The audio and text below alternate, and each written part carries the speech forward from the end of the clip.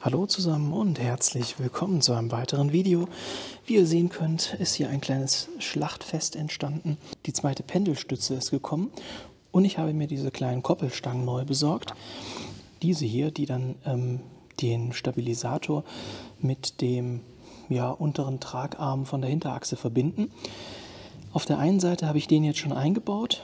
Und ich hatte ja, ich weiß nicht, ob ihr euch noch erinnern könnt, in dem Video, wo ich die erste Pendelstütze verbaut habe, gesagt, dass die Beifahrerseite wahrscheinlich die schwierigere ist, weil da ja dieser Sensor ist für die Niveauregulierung. Ja, Pustekuchen. Ich dachte, das wird heute eine schnelle Nummer und das kann ich off-camera machen. Die Pendelstütze und diese Dinger hier verbauen. Und es ist massiv ausgeartet. Ich bin jetzt hier schon 2 Stunden dran. Aktuell baue ich auch noch den Auspuff aus, denn der ist mir im Weg, wenn ich die Pendelstütze auf der Fahrerseite montieren möchte. Und wo ich auch gut eine Stunde mit verbracht habe, ist diese kleine Koppelstange an den Stabilisator zu befestigen. Auf einer Seite, auf der Beifahrerseite bin ich jetzt komplett durch, aber auf der Fahrerseite steht mir das noch bevor. Ich weiß gar nicht, ob ich das in dem Video noch fertig bekomme. Mir schmerzen die Arme schon. Der menschliche Schraubstock, das bin dann in dem Fall ich, der ist schon ein bisschen erschöpft. Also ich habe ohne Ende Silikon verwendet, um das dann am Ende überhaupt, also diese Öffnung hier, über den Stabilisator zu bekommen. Beim Abziehen habe ich hier einen Abzieher verwendet, den man sonst nutzt, um einen Scheibenwischer zu lösen. Also echt Wahnsinn. Ich weiß nicht, vielleicht schneide ich euch bei der zweiten Koppelstange das noch rein. Zumindest Teile davon. Ganz macht das keinen Sinn, das reinzuschneiden, weil ich da ohne Ende Zeit verbrate. Und eigentlich, wie gesagt, wollte ich es gar nicht filmen. Jetzt dachte ich aber, komm, es ist so aufwendig und so viele Zusatzschritte, die ich noch machen musste, dann lohnt sich das, wenn ich euch das sage. Also, wie gesagt, diese Dinger tauschen ist eigentlich total easy, wenn nicht diese Geschichte hier wäre. Also, dass die Befestigung unten am Tragarm, die lässt sich ganz einfach montieren und demontieren, ist ja geschraubt. Aber dieser Gummi, der wird über den Stabilisator gestülpt und das ist einfach super eng und sehr schwierig. Ich habe es geschafft und ich hätte gesagt, ich zeige euch jetzt einmal, wie es unterm Auto aussieht, wie gerade der Stand ist. Wie gesagt, ich bin jetzt noch dabei, den Auspuff abzunehmen. Wollte ich eigentlich wann anders machen, jetzt muss ich es halt jetzt machen. Der hat es hinter sich. Ich mache noch mal ein bisschen sauber, da liegt noch relativ viel Dreck. Und dann lege ich mich drunter und zeige euch den aktuellen Fortschritt. So, jetzt sind wir wieder auf der Beifahrerseite und ich denke, ihr könnt sehen, es ist jetzt zwar ein bisschen Gegenlicht, aber man müsste es erkennen können, dass hier jetzt die neue Koppelstange ist, die den Stabilisator, kann ich da Licht hinbringen? Ja, die den Stabilisator entsprechend mit hier dem unteren Tragarm verbindet. Das muss ich dann, wenn das Fahrzeug abgelassen ist, nochmal alles im normalen Zustand festziehen. Da werde ich dann auch das hier oben nochmal festziehen. Zeige ich euch vielleicht nachher im Video, je nachdem, wie weit heute meine Kräfte reichen.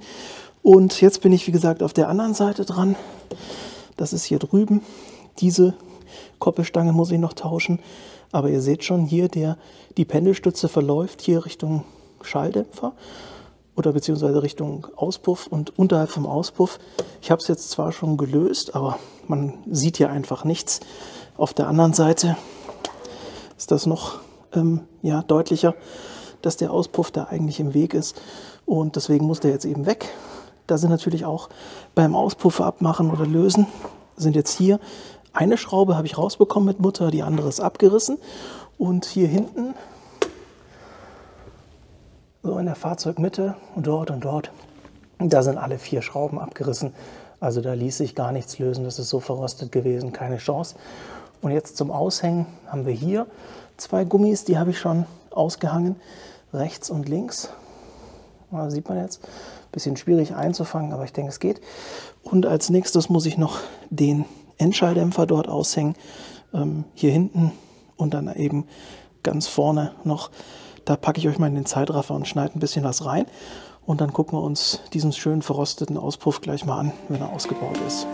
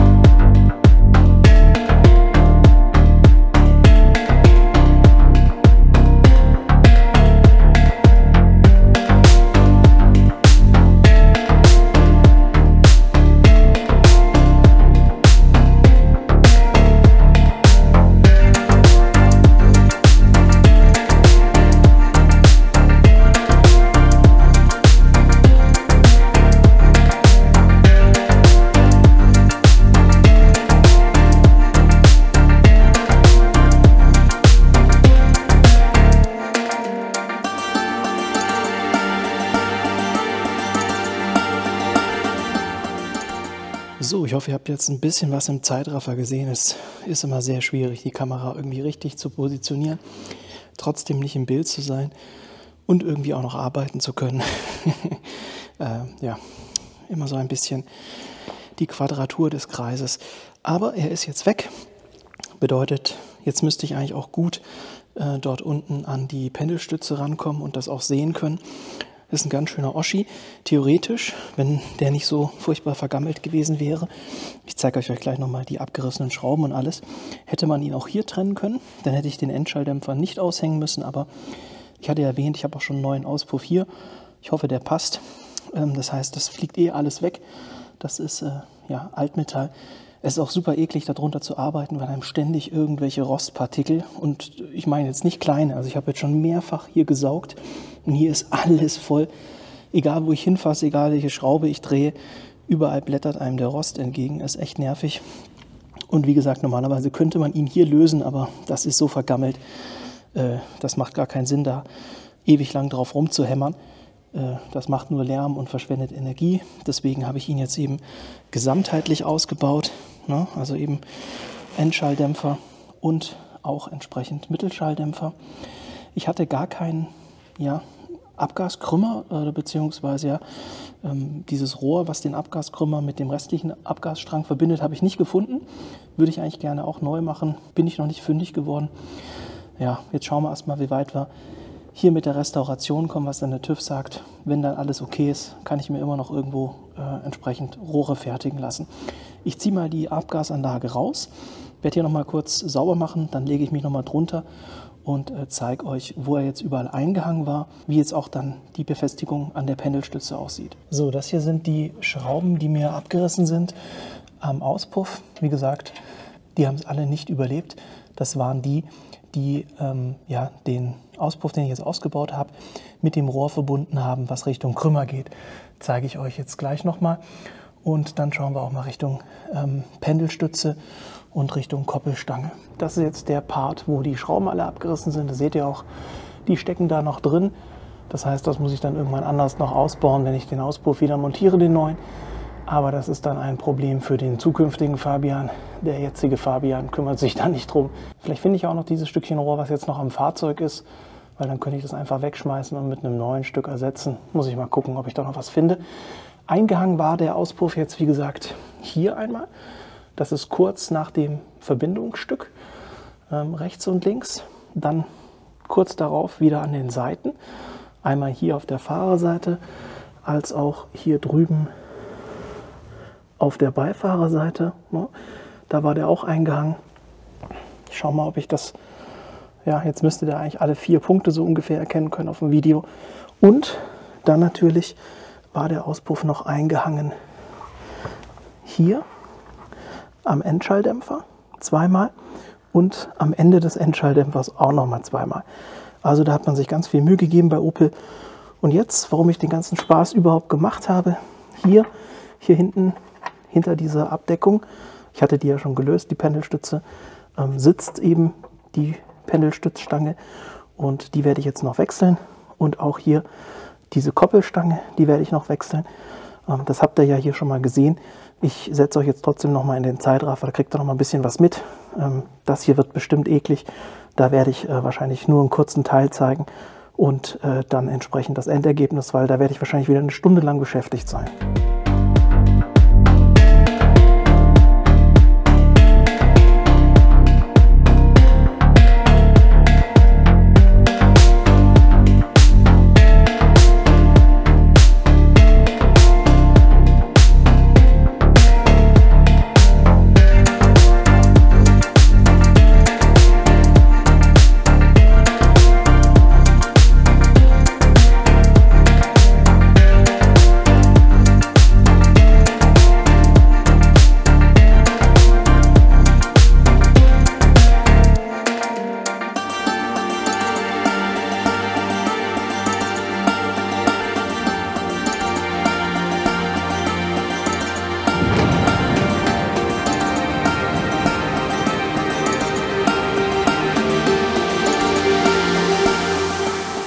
Ich musste jetzt das mit dem Zeitraffer leider abbrechen, weil die Kamera war halt immer im Weg. Also entweder habe ich sie so hingestellt, dass ihr was seht, dann habe ich nichts gesehen.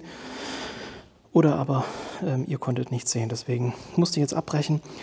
Die Pendelstütze auf der Fahrerseite, die ließ sich jetzt unten am Gelenk nicht so gut lösen. Das heißt, da habe ich einen Abzieher verwendet. Hier so ein.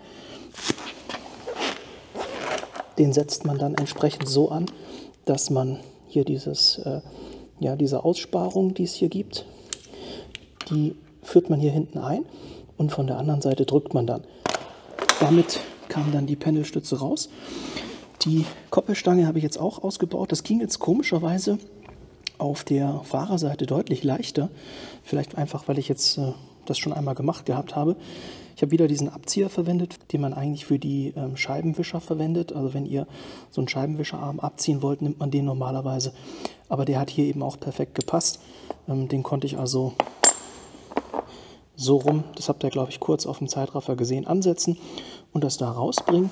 Und jetzt beim Ansetzen der neuen Koppelstange lief das auch sehr gut. Ich habe sie jetzt unten schon mal eingesetzt und das zeige ich euch jetzt einmal. Also wie gesagt, auf der Fahrerseite jetzt ließ sich der Teil hier oben deutlich besser über den Stabilisator schieben, als das auf der Beifahrerseite der Fall war.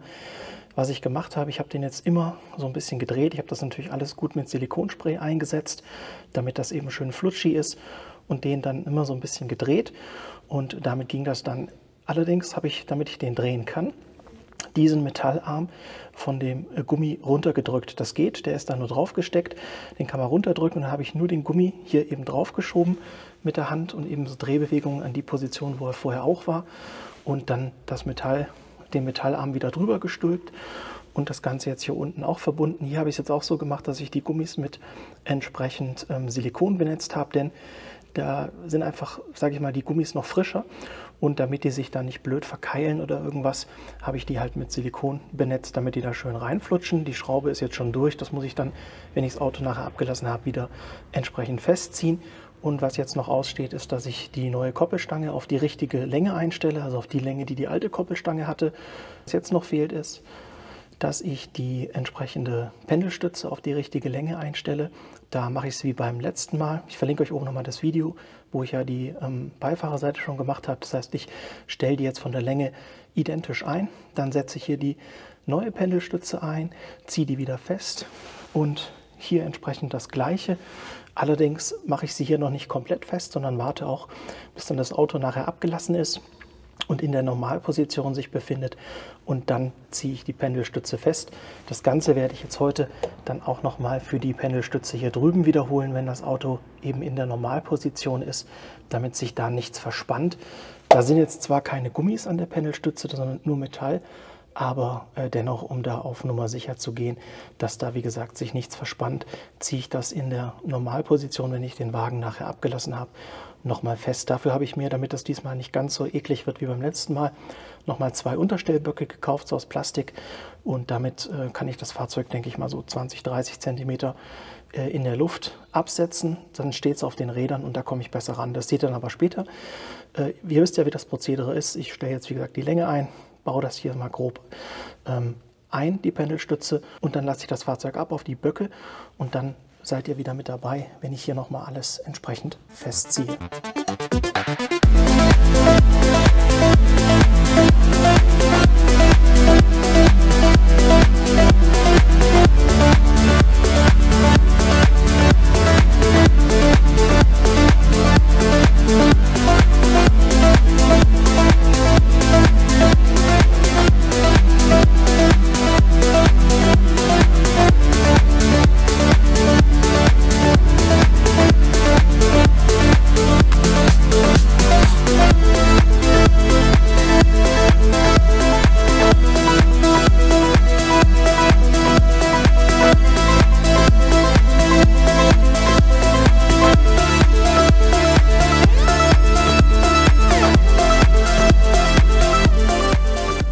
So, jetzt habt ihr noch mal ein bisschen Zeitraffer gesehen. Wie gesagt, die Pendelstütze ist jetzt verbaut. Ich habe jetzt noch nicht festgezogen. Wie gesagt, ich lasse jetzt das Fahrzeug ab. Dafür muss ich hier noch mal ein bisschen sauber machen und die Unterstellböcke montieren. Außerdem auch das Rad, damit ich das Fahrzeug eben in die Normalposition bekomme. Und wenn ich das dann gemacht habe, dann ziehe ich eben entsprechend hier die Koppelstange fest und natürlich auch die Pendelstütze ja, an beiden Stellen. Das heißt also hier einmal oben am Chassis und unten am Radträger und das Ganze auf beiden Seiten. Was ich jetzt gerade noch gemacht habe, hier war ja so ein Schutzblech, um da irgendwie ja, die Pendelstütze davor zu bewahren, zu dreckig zu werden, keine Ahnung. Auf jeden Fall habe ich das sauber gemacht, das trocknet gerade noch. Wie gesagt, ich mache jetzt hier noch ein bisschen sauber am Klarschiff, packe das Fahrzeug auf die Stellböcke und dann geht es weiter, wenn das Fahrzeug auf den Stellböcken steht, um die ganzen Achsteile eben entsprechend festzuziehen, wenn das Fahrzeug in der Normalposition steht. Ich habe das Fahrzeug jetzt auf meine Böcke gestellt, dadurch habe ich hier ein bisschen mehr Platz, um entsprechend da unten das Ganze festzuziehen. Es ist leider trotzdem nicht genug Platz für die Kamera, das heißt, das mache ich jetzt ohne Kamera, das Festziehen, da ist so schon eng genug. Außerdem, wenn irgendwas schief geht, will ich da schnell raus, da ist die Kamera nur im Weg. Wie habe ich es jetzt gemacht? Wie gesagt, ich habe jetzt hier Böcke hinten und auch vorne entsprechend untergestellt. Ich habe natürlich zur Sicherheit die Bühne noch ja, so auf Fallhöhe gelassen, sage ich jetzt mal. Das heißt, hier ist es jetzt entlastet, die Gummis. Das Fahrzeug sitzt jetzt sozusagen voll auf den Dämpfern.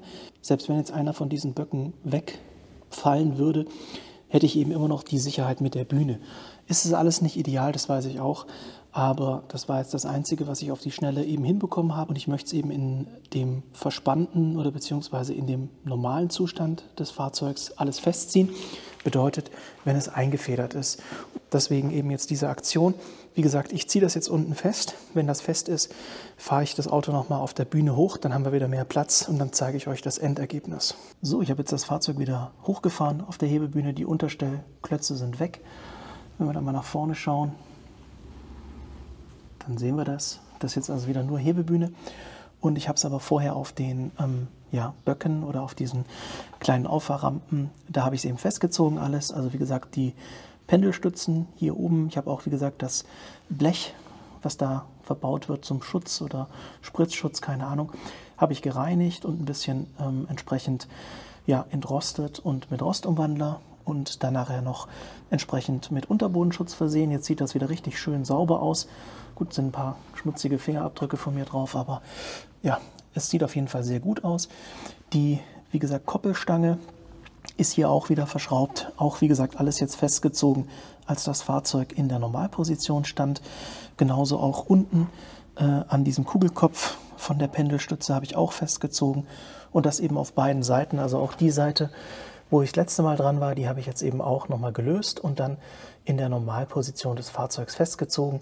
Auch hier die neue Koppelstange ist auch fest. Somit haben wir jetzt hier unten an der Hinterachse rein von den Aufhängungsteilen erstmal alles erneuert, was ich an Teilen besorgt hatte.